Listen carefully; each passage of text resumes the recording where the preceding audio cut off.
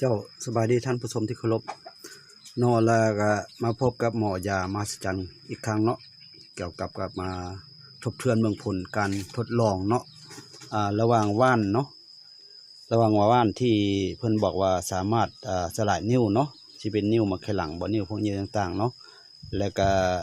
ยามหัศจรรย์พี่น้องเนาะที่ว่าใช้ในการสลายนิ้วหลายๆคนก็ได้ฮู้เนาะว่ายามหัศจรรย์มีคุณภาพในการเป็นปัวอย่างแด่เนาะหลักๆก็เป็นเรื่องนิ้วต่างๆเนาะพี่น้องเนาะและซึ่งยามหัศจรรย์ก็ได้ทดลองไปหลายครั้งหลายตาแล้วแต่มื้อนี้อยากมาสมเทียบว่าว่านเนาะที่เขาเจ้าก็โด่งดังอยู่แถวทางภาคใต้เนาะแต่ก็มาลองเบิ่งผลมันสิเป็นจังไดเนาะแล้วก่อนที่เบิ่งผลข้าพเจ้าสิขอทบทวนขึ้นเรื่องนิ้วอีกให้พวกท่านได้ทำความเข้าใจกันเนาะคือโดยนิ้วโดยปกติแล้วคือว่านักวิทยาศาสตร์นักวิจัยเขาเจ้าออกมาวิจัยออกมามันสิมีอยู่4ชนิดนิ้วเนาะสิมีนิ้ว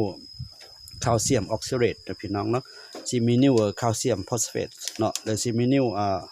สตูไวท์เนาะแล้วสิมีนิ้วยูริกแอซิดและมีนิ้วคริสตินเนาะและโดยทั่วไปแล้วเนาะคนที่เป็นนิ้วเนาะสิเป็นนิ้วแคลเซียมเนาะสิเป็นแคลเซียมออกซิเรตหรือว่านิ้วแคลเซียมฟอสเฟตนี่จะเป็นหลายที่สุดเนาะสำหรับนิ้วแคลเซียมเนาะและบัดนี้สำหรับแม่หญิงเนาะแม่หญิงนี่เนาะส่วนหลายจะเป็นนิ้วเรื่องสตูไวท์เนาะย้อนว่ามะเขลังได้รับการอักเสบเนาะเป็นนิ้วสตูไวท์และผู้ชายเนาะผู้ชายเลยแหละเป็นนิ้วยูริกแอซิดหรือว่ากรดยูริกแอซิดเนื่องว่าร่างกายบ่สามารถขับกรดยูริกออกจากร่างกายเนาะนอกจากที่ว่าจะเป็นนิ้วแล้วเนาะมันจะกลายเป็นเอิ้นว่าจะได้เป็นมันไปกามอยู่ตามข้อต่างๆพาให้เป็นประดุงข้อเนาะพาให้เป็นประดุงข้อน่ะเป็นนิ้วยูริกแอซิดและนิ้วคริสตินนี่ก็มีเนาะแต่ว่าคนบ่ค่อยเป็นหลายปานใดเนาะอันนั้นเป็นเรื่องนิ้วเนาะสำหรับนิ้วยูริกแอซิดนี่ก็มีแม่หญิงจำนวนหนึ่งก็ฮักบ่หลายเนาะประมาณ5หรือ 10% ที่ว่าเป็นนิ้วยูริกแอซิดเนี่ยแต่ส่วนหลายนิ้วสตูไวท์เนาะถ้าว่าเป็นหญิงละและโดยทั่วๆไปมันจะเป็นนิ้วแคลเซียมออกซิเรตและนิ้วแคลเซียมฟอสเฟตนี่จะเป็นหลายเลยพี่น้องเนาะแต่ว่ายามหัศจรรย์เนาะเฮาได้ทำการทดลองมันคืออยู่ถ้าพวกท่านเข้าเบิ่งอยู่ในYouTube ข้าพเจ้านี่ได้ทดลองเรื่องไข้เนาะแล้วก็ทดลองเรื่องหินปูนอยู่ในหมู่1เนาะแล้วก็พวกคุเบตงที่ทำการก่อสร้างต่างๆเนาะอันนั้นก็เป็นความสามารถของยามหัศจรรย์ที่สลายบรรดาธาตุต่างๆอันใดเนาะแล้วก็มื้อนี้มาสมเทียบกันเนาะพี่น้องเนาะก็อยากให้ฮู้ว่าอันว่านตัวนี้มันดีตามข้าเจ้าเว้าแท้บ่อันนี้บ่แม่นข้าพเจ้าอยากลบหลู่นะพี่น้องเนาะอยากมาทำการทดลองให้พี่น้องกระจ่างแจ้งเข้าใจเพื่อบ่ให้ว่าจังได๋ไปเสียเวลาเนาะบอกว่ามีว่านดีว่านหยังเนาะแต่ให้เบิ่งว่านเนาะนี้เนาะพี่น้องเนาะข้าเจ้าบอกว่าไซส์3ชั่วคนเนาะที่อยู่ในตระกูลนั้นดีที่สุดข้าพเจ้าก็พยายามขอมาปลูกกับมาทดลองนี่แหละเฮาว่ามันเป็นความจริงบ่เพราะว่าว่านมันสิมีว่านอัน2ชนิดอยู่ที่ข้าพเจ้ามาปลูกเนาะคือว่านตัวนี้ว่านสลายนิ้วนี้แล้วก็มีว่านตัวนึงอีกเขาเอิ้นว่าว่านพวกไซติ้งเนาะอันนั้นก็ถามหลายคนบอกว่าโอ้เห็นผลอีหลีก็บางคนก็ก่อนสิเข้าห้องปาดใช้กินยาตัวนั้นมาก็10กว่าปีแล้วเนาะเรื่องอันว่านอันไซติ้งเนาะอันนี้ข้าพเจ้าก็ไปได้หลายคนก็สอบถามแต่ว่าตัวนั้นมันทดลองบ่ได้ต้องได้ทดลองกับอันคนที่เจ็บไซติ้งจังฮู้พี่น้องเนาะแต่ว่าอันนี้อันว่าเพราะว่าไข้นี่เนาะไข้นี่ก็แม่นสิแม่นแคลเซียมฟอสเฟตบ่หรือแคลเซียมออกซิเรตข้าพเจ้าก็บ่ได้ฮู้แน่ใจเนาะแต่ว่าแคลเซียมแน่นอนเนาะว่ายา2อย่างนี้มันสามารถสลายเรื่องนิ้วแคลเซียมบ่เนาะแคลเซียมมีแคลเซียมออกซิเรตและแคลเซียมฟอสเฟตเนาะวันนี้เฮามาเบิ่งนํกันเนาะพี่น้องเนาะแล้วมาเบิ่งนํกันว่ามันผลมันเป็นจังไดนะพี่น้องเนาะทางเบิ่งขวานี่แม่นว่านเนาะพี่น้องเนาะอันนี้เอาว่านเศษว่านออกมาเนี่ยเนาะว่านเนาะเนาะเรามาเบิ่งไข่นี่เนาะพี่น้องเนาะไข่นี่เฮามาเบิ่งนํกันว่ามันมีหยังเกิดขึ้นกับไข่เด้อพี่น้องเนาะและอันนี้เป็นมื้อที่3นะครับพระเจ้าได้ทดลองมาแล้วเนาะแล้วก็มาฟังเสียงนํกันเด้อพี่น้องเนาะถือว่ายัง ยังคือเก่าอยู่เนาะเปลือกมันยังแข็งอยู่เนาะถ้าว่าถึกอีสังบอลเอาไปอัดตัวนี้พาให้บาดมักขลังเขาได้ตัวอย่างมันเข้าไปในร่างกายเนาะมันแข็งแล้วก็กอกอยู่พี่น้องเนาะอันนี้เป็นลองด้วยว่านเนาะว่าเฮาก็ทดลองนะพี่น้องฟังนำกันเด้ออันนี้ระบบแม่นข้าพเจ้า ลำเอียงเนาะอันนี้ข้าเจ้าก็เชื่อว่าเรื่องยาเรื่องว่านดี แต่ว่าอันนี้มาข้าพเจ้าอยากรู้ว่ามันซำใดจึงมาทดลองมาสมเทียบกันเนาะพี่น้องเนาะอันนี้เด้อนี่เนาะแล้ววันนี้ตัวที่2เนาะ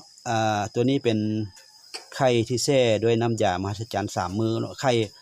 เอาออกจากขอจากแม่เดียวกันเพิ่นฟักอยู่เนาะพี่น้องเนาะมาเบิ่งนะพี่น้องเนาะนี่ถือว่าว่าจังได๋เปลือกตัวแข็งๆหั่นมันเปื่อยหมดพี่น้องเนาะมันเปื่อยหมดเหลือแต่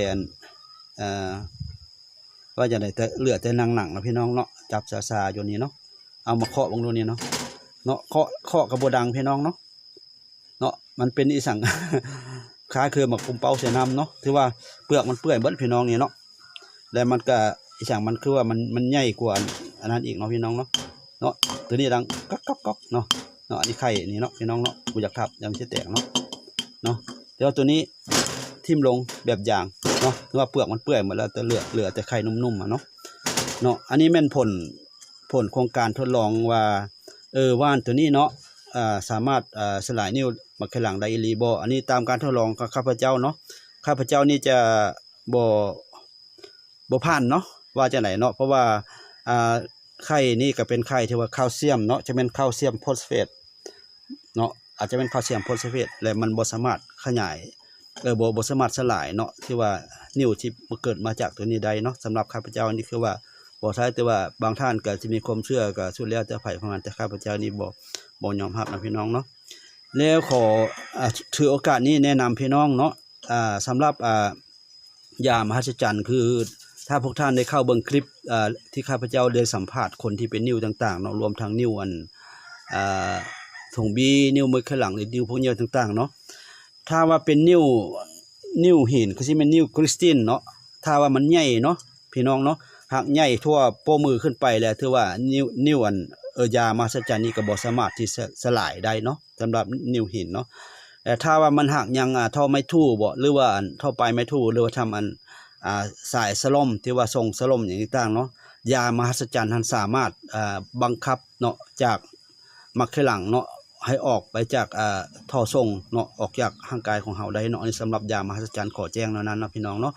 บางคนว่าโอ้ยค่อยเป็นนิ้วหินเนาะว่าเป็นจังได๋ถ้าว่าใหญ่เลยจะมีแต่ปาดลูกเดียวเนาะพี่น้องเนาะหรือว่าเขาเจ้าไปยิงต่างๆเนาะแต่ว่าค่าใช้จ่ายเนี่ยกระบวนของธรรมดาพี่น้องเนาะสำหรับเรื่องนิ้วคือเศรษฐีเสพปูนนั่นแหละเขาเจ้าไปยิงอยู่กรุงเทพเท่าไหร่เอา 200,000 กว่าบาทเอาเฮาแล้วเสียดายเงินเนาะคือใช้ยามหัศจรรย์นี่ก็บ่ฮอด 500,000 ก็สามารถได้หยังนะเนาะอันนี้เฮาก็ขอแจ้งมา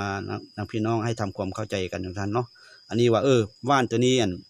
เป็นจังได๋เนาะข้าพเจ้าบ่แม่นว่ามาลบลู่มาหยังว่าแต่ว่านี่ข้าพเจ้าก็อยากปลูกอยากขยายแต่ว่าบัดมาทดลองแล้วมันเป็นจังซี่เนาะหรือว่ามันมีว่านชนิดอื่นๆก็ข้าพเจ้าบ่ฮู้เนาะแต่ก็เคยลองยาสมุนไพร9ชนิดเนาะแบบว่ามาต้มเนาะต้มแล้วก็ปะใส่หม้อนึ่ง3มื้อมันก็บ่เปื่อยแต่ว่าใส่ยามหัศจรรย์เทใส่ต้นแรงตอนเช้ามาถือว่าเปื่อยเบิดหยังนั้นเนาะอันนั้นมันเป็นการทดลองเนาะอันนี้ขอขอบคุณขอบใจกับพวกท่านที่ติดตามเนาะอันนี้ก็เป็นเขาก็เอิ้นว่าฉันหมอยามหัศจรรย์ก็เป็นนักวิทยาศาสตร์ผู้นึงเนาะที่ว่าก่อนจะเผยแพร่จะหยังอีสังเฮาก็ต้องมีข้อมูลอันรายละเอียดเนาะมาบ่แม่นว่าสิมาอันเอิ้นว่าจังได๋ข้อมูลบ่เป็นความจริงเนาะอันนี้ขอขอบคุณขอบใจกับพวกท่านเนาะ